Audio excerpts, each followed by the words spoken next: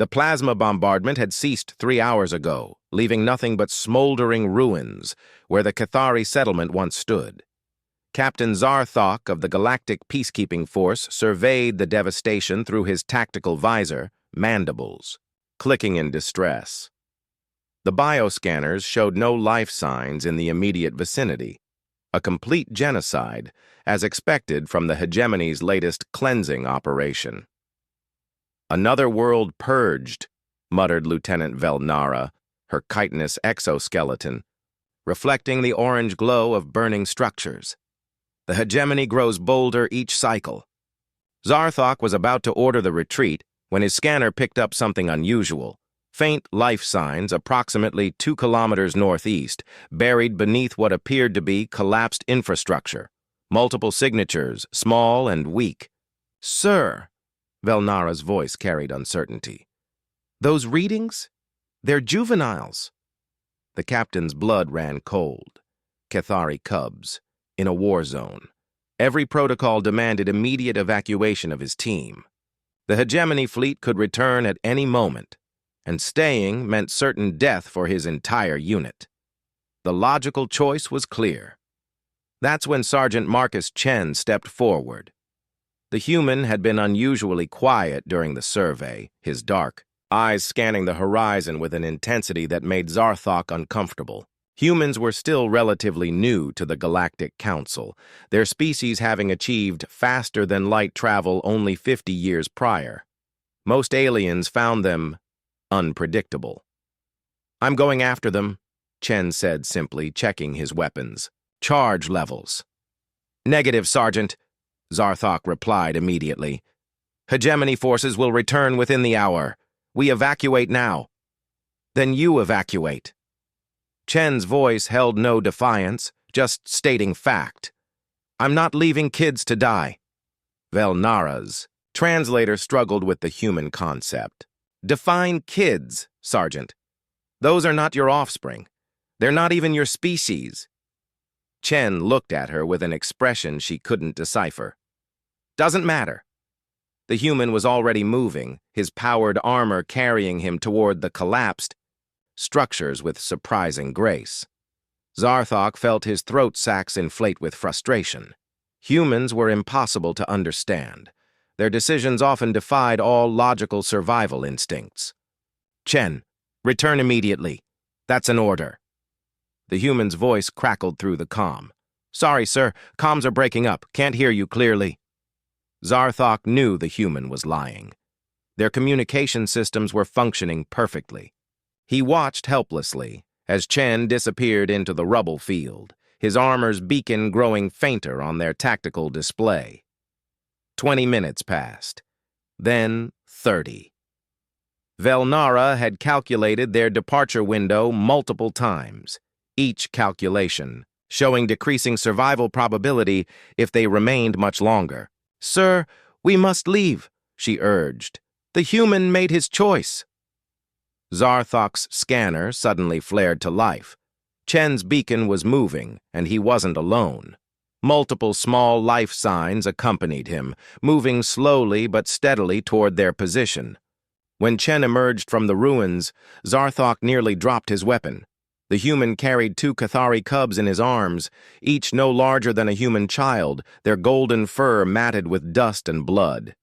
Behind him, 3 more cubs followed, their large eyes reflecting terror and confusion. But it was Chen's condition that shocked the captain most. The human's armor was cracked in multiple places, leaking the distinctive blue fluid of his species' medical systems. His left arm hung at an unnatural angle, clearly broken. Burns covered his exposed skin where superheated metal had seared through his protective gear.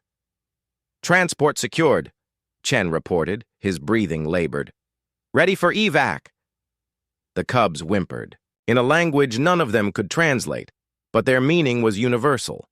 Chen spoke to them in soft, soothing tones, his voice carrying warmth that transcended species barriers.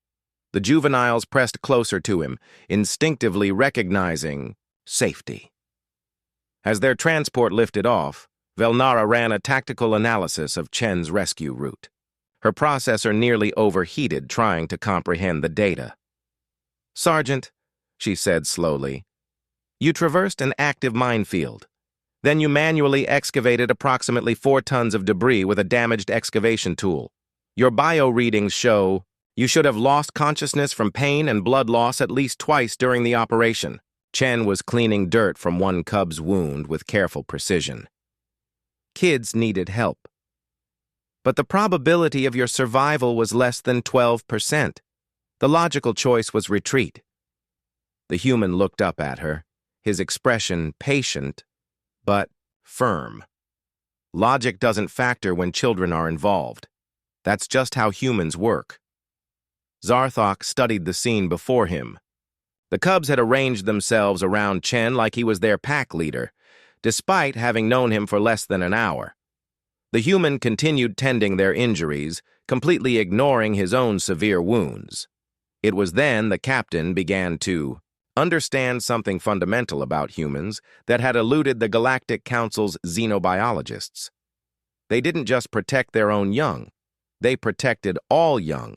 It wasn't a logical decision or a strategic calculation.